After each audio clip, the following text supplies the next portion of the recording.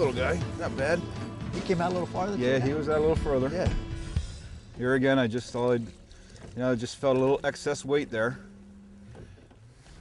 What we're doing right now is we're behind this building here with this pier out, beautiful pier actually, and it's putting out a nice big current break right along this edge here, and I really do think that the cement does make it a little warm up, and we got the dark wood too, so I think that helps. Right. And we're bringing it out now. The fish, sometimes you'll find them up at the head of it, and sometimes you'll find them at the bottom end of the pool.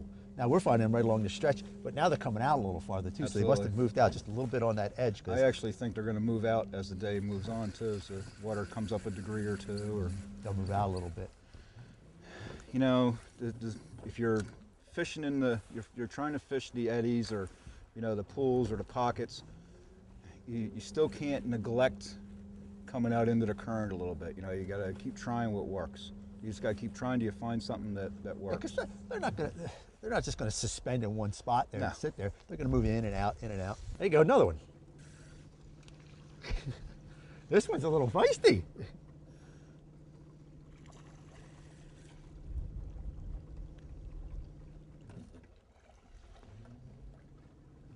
Oh, get out of there. Come on, baby. Come on. Well done, sir. That's a good boat. You know what? Most of the fish that we're catching, we're right in the top. Yep. Right on the top. Well, you find that a lot with jigs, obviously. Yes. But it's one of those things. Look at that nice little fish. Look at the colors. Look at the colors coming through the sun. Look how healthy he is. Yeah. He's just absolutely perfect. Gorgeous. Gorgeous. All right. Cold kiss. You're done. Thank you, sweetheart. He ain't bad. It's a nice fish. Nice fish. This is a better fish. There Yeah. we go, boys.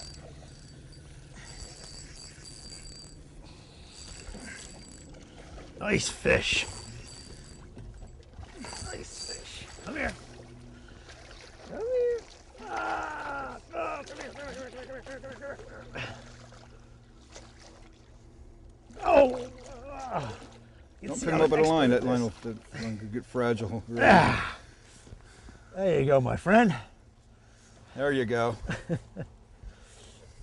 Another Delaware River smallmouth. Look at that son of a gun. That's beautiful. I wonder if it was that the same fish you missed Could have been. a couple minutes ago. Couple minutes ago. Could have been. Look at that. Is that a fine specimen or what? I love the color on them. Just they don't call them bronze for nothing, do they? Absolutely gorgeous. Yeah, just nice. Gorgeous Look how fish. fat it is too. Let's take a measurement of the girl here. Let's see what we got. Hold that tape up for me. Yeah. Oh, come on. Whoops. How There old we are we? go. Are we up on her tip of her mouth? Yep. She's gonna go 19 inches. Yeah, nice fish. I put her back in the water.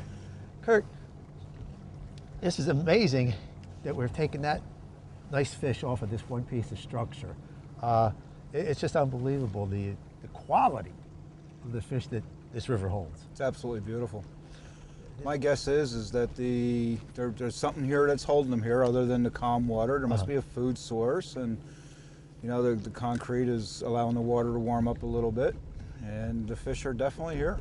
One of the things that we were talking about, and you mentioned it, and both of you and I are pretty, you know, on the Delaware River. We love it so much. Absolutely. Talk about how much you do love the Delaware River and how wonderful a fishery it is. What we have right here in our backyard.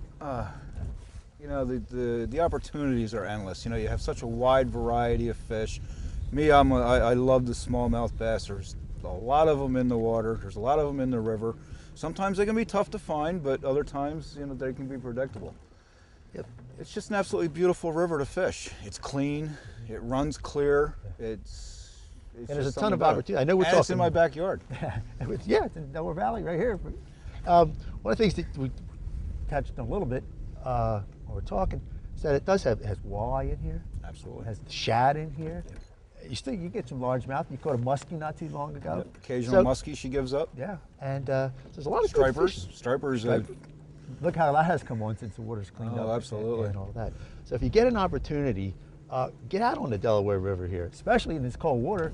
I I mean, fish like that, that's a nice bragging fish for most people. Absolutely. It's right here on the Delaware River, nice and cold, but I'm going to go back in there and see if I can get you another one. Get him, Bob.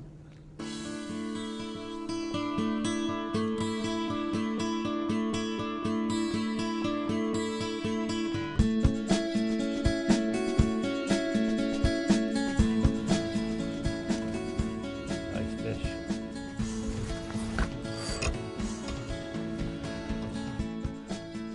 Another thing that you have to look for, and Kurt, you came up with it, is that we moved to the mouth of a creek. Absolutely. Explain exactly what we have here and why fish this. Well, you got the main river coming down here. You got a good flow. I don't know what the cubic feet is, but it's moving right along. And these creek mouths, well, number one, after a rising river like this, these creek mouths are the first to clear out. And they're also the first to even warm up even a degree or two. Well, it can play both ways in the winter because they can stay cold. But the fish will take sanctuary off the main current back into these backwater areas. Yeah, and it's calm. It's calm. They got barge out in front of them that come by, Absolutely.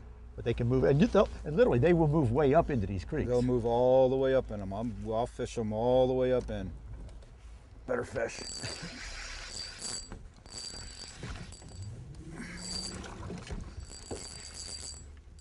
Nice fish. Yeah.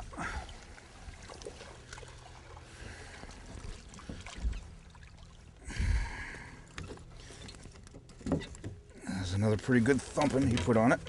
Yeah, he tapped, found that. Calm down, brother. Calm down, my friend. I promise I'll let you go. Whoa.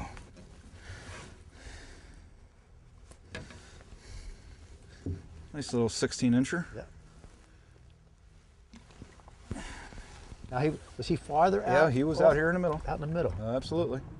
And I suspect there's going to be more of them in here. Yeah. All right, as you can see, you got a nice little flow coming down through here, and it gradually comes out as a goose egg size river rock and gravel, and it kind of flattens out, and then it kind of deepens up, and this trough right running through here is probably 3-4 feet deep, and at this level, and she'll drop down into 5-6 feet cut, right down along behind the bank, and this is an absolutely beautiful ambush spot for them, especially in the spring. Yeah. But they're going to be holding up tight in here and just be. We'll be right again, Yeah, right on that. Right on the current seams, current, anywhere in this area right here. Is this a typical wintering hole? Probably not, because the river fluctuates a lot. But when the water's rising like it has the last couple of days, that'll bring them in. While we're talking here a little bit, Kurt, let's talk about water levels. Now, I mean, summertime we know it gets low in here. That's why you have a jet boat. But the winter levels, what do you like when the flow in the wintertime?